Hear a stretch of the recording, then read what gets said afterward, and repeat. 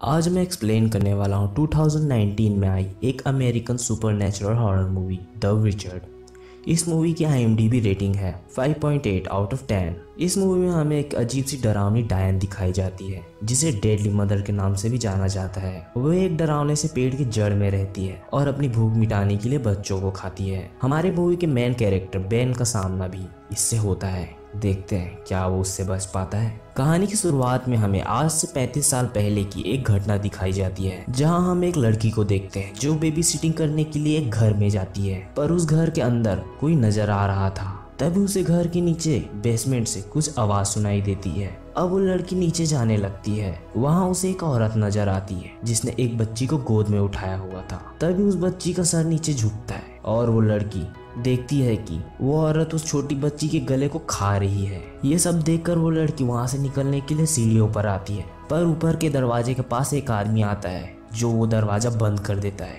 जिसके कारण वो औरत उस लड़की को भी मार डालती है। इस दरवाजे के आगे एक सिंबल भी बना था। इस सिंबल का मतलब क्या है इसका पता हमें आगे की कहानी में चलेगा। अब हम एक लड़के के सर को पानी में डूबते हुए देखते हैं। तभी वो लड़का जाग जाता है, मतलब वो सपना देख रहा था। इस लड़के का नाम होता है बैन। वो बस से अपने पापा के पास जा रहा होता है क्योंकि उसके मॉम डैड का डिवोर्स हो चुका था, जिसके कारण बैन को कुछ समय अपनी मॉम के पास तो कुछ समय अपने डैड के पास गुजारना पड़ता था। बैन के हाथ में बंधी पट्टी को देखकर उस बस पे सवार एक ओल्ड लेडी बोलती है, क्या तुम आर्टिस्ट हो? क्योंकि बैन की पट्टियों पे कुछ पेंट हुआ था। अब बैन अपने डैड के घर पहुंचता है। उसके डैड का नाम लियाम होता है। अब दोनों साथ में खाना खाते हैं और सोने चले जाते हैं। अगली सुबह बैन अपने डैड के साथ उनके काम पर चलता है। यहाँ पर बहुत सी फैमिली अपनी समर वेकेशन मनाने के लिए आती है। अब हम बैन को देखते हैं जो अपने डैड के काम करने की जगह पर है। यहाँ पे उसका काम है समुद्र में घूमने वाले बोटों की देखरेख करना। यहाँ पे बैन की मुलाकात एक लड़की से होती है जिसका नाम मैलोरी होता है। ये दोनों एक दूसरे से जान पहचान करते हैं। तभी बैन को अपने डैड के साथ एक लेडी नजर आती है। बैन के डैड उस लेडी को डेट कर रहे होते हैं।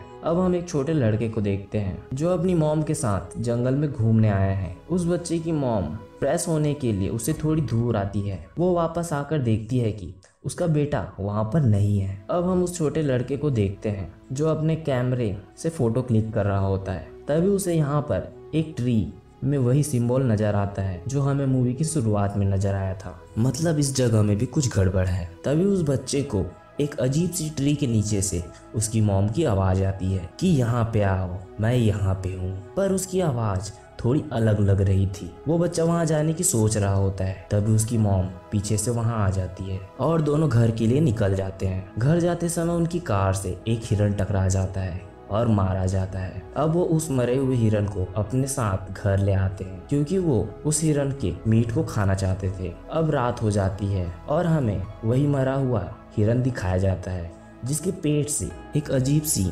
डरावनी चीज निकलती है और उस लेडी के घर में घुस जाती है और उनके सबसे छोटे बच्चे के रूम में चली जाती है और उसे खा जाती है। तभी उस लेडी को कुछ अलग सा फील होता है और वो अपने बच्चे को चेक करने के लिए उसके रूम में जाती है और वो डायन जैसी क्रीचर उस लेडी की बॉडी में घुस जाती है। अब हम बैन को देखते हैं जो अपने डैड से पूछता है कि उस दिन आपके साथ वो लेडी कौन थी, और उसके डैड बताते हैं कि वो सारा थी, मैं उसे डेट कर रहा हूँ। अब बैन के डैड सारा और बैन को रात के डिनर में एक दूसरे से मिलाना चाहते थे। अब हम बैन को देखते हैं जो रात के डिनर के लिए कुछ सामान ले रहा होता है। तभी वहाँ पर मैलोरी आती है और बैन से आज रात की पार्टी में चलने को पूछती है जो उसके फ्रेंड्स आज रात को करने वाले थे।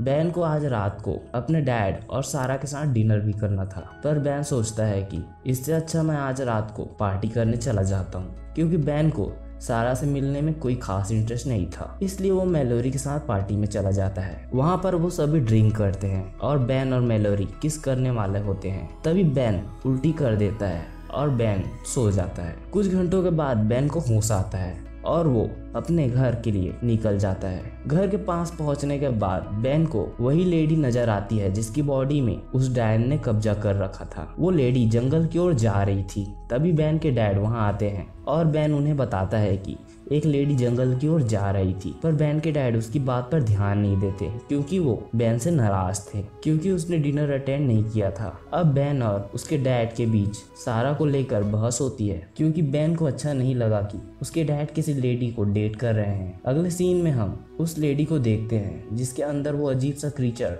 डायन घुसी हुई थी। वो बिना कपड़ों के विंडो के सामने खड़ी थी। तभी उसका बेटा उसे इस हालत में देखता है। वो लेडी बहुत अजीब तरह से खड़ी थी जिसे देखकर उसके बेटे को काफी अजीब लगता है और वो लेडी अजीब तरीके से मुड़कर देखती है और वो बच्चा डर जाता है। अब हम बैन को देखते हैं जो अपने डैड के ऑफिस में है। उसे घर जाना था पर उसके डैड को कुछ घंटे और काम था, इसलिए बैन सारा से लिफ्ट मांगता है। अब बैन अपने घर पहुंचता है। घर के अंदर आने पर उसे ऊपर के कमरे से आवाज आती है और बैन एक स्टिक लेकर ऊपर देखने जाता है। वहाँ पर वही छोटा बच्चा होता है जो अपनी मॉम से डर कर यहाँ पर छुपा हुआ था। तभी उसकी मॉम बैन के घर के बाहर आती है और वो छोटा लड़का बैन से बोलता है कि उन्हें मत बताना कि मैं यहाँ हूँ, और बैन नीचे चला जाता है। और वो लेडी अपने बेटे के बारे में पूछती है और बैन बोलता है कि यहाँ पर वो नहीं है और वो लेडी गुस्से से बैन को भला बुरा बोलने लगती है। तभी वहाँ उस लेडी का पति आ जाता है और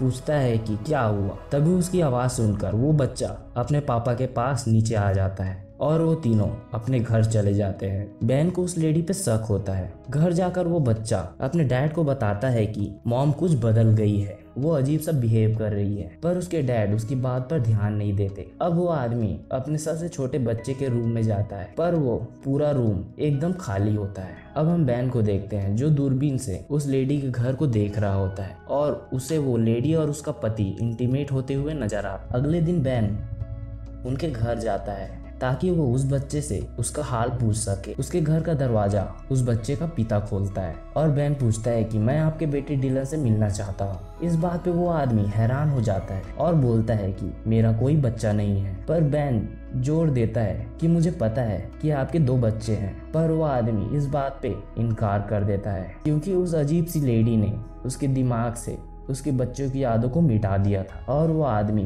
अंदर चला जाता है। अब बैन वहां से जाने ही वाला था कि उसे डोरमेट के नीचे एक सिंबल दिखता है। ये सिंबल क्या है ये जानने के लिए वो उस सिंबल की फोटो क्लिक कर लेता है और घर जाकर उस फोटो को गूगल इमेज पर अपलोड करता है ताकि वो उसके बारे में पता लगा सके कि ये क्या फोटो है। और उसे पता चलता है कि ये एक बुरे स्पिरिट की निशानी है जो पेड़ों, पत्थरों और जड़ों में रहती है। ये किसी भी इंसान के अंदर घुसकर उसकी जगह ले लेती है और उसे नमक से डर लगता है। अब वो मेलोरी को अपने घर बुलाता है और वो दोनों उस लेडी के घर पर नजर रखने लगते हैं। वो लेडी अपनी घर के गोदाम में कुछ रखते हुए दिखती है। मेलोरी इस सब को मजाक की तरह ले रही थी पर बैन उसे समझाता है कि मैं मजाक नहीं कर रहा और मेलोरी वहां से चली जाती है। और जाते समय मेलोरी उस लेडी के घर के दरवाजे के नीचे से एक कागज में कुछ लिखकर डाल देती है और वहां से चली जाती है। कुछ देर बाद उस कागज को उस लेडी का पति देखता है। उस कागज में लिखा था कि हमें पता है कि तुम्हारे गोदाम में क्या है। अब वो आदमी